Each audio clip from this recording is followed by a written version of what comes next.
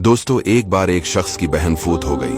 जब वो उसे दफना कर वापस आया तो इस शख्स को याद आया कि मेरा बटवा तो कब्र के अंदर गिर गया था।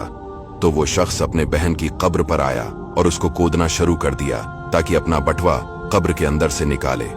जैसे ही कब्र को खोला तो इस शख्स ने देखा कि बहन के कब्र में आग के शौले भड़क रहे हैं और बहुत से सांप उसको नोच नोच कर खा रहे हैं। तो वो शख्स डर गया। उसने वापस कब्र के अंदर मिट्टी डाली और रोता हुआ अम्मा के पास आया।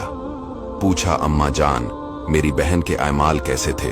वो बोली, बेटा क्यों पूछते हो, क्या वजह है?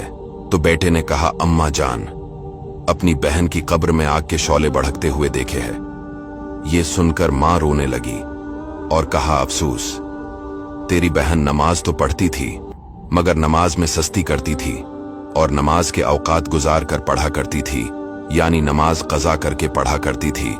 दोस्तों, यहाँ पर एक औरत नमाज पढ़ रही है लेकिन कज़ा करके पढ़ रही है, कब्र में उसको अजाब हो रहा है।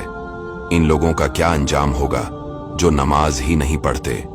हमें भी पांचों नमाजें शौक के साथ मस्जिद में बाजमात अदा करनी चाहिए और नमाज में हरगिज हरगिज सस्ती नहीं करनी चाहिए। दोस्तों, जहन्नम में एक वादी है जिसका नाम गई है, जिसकी गर्मी और गहराई सबसे ज्यादा है।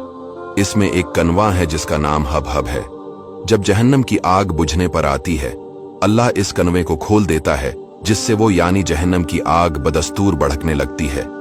ये कनवा बेनमाजियों और जानियों और शराबियों और माँ बाप को तकलीफ देने वालों के लिए है। और हुजूर सल्लल्लाहु अलैहि वसल्लम एक हदीस में फरमाते हैं, बेनमाजी की कब्र में एक गंजा सांप मुसल्लत किया जाएगा जो इसे कयामत तक ढसता रहेगा। इसीलिए दोस्तों, 5 वक्त की नमाजें पढ़ने वाले बन जाओ, दुनिया में भी कामयाब हो जाओगे और आखिरत में भी। सिदका जारिया की नीयत से वीडियो को शेयर जरूर कीजिएगा।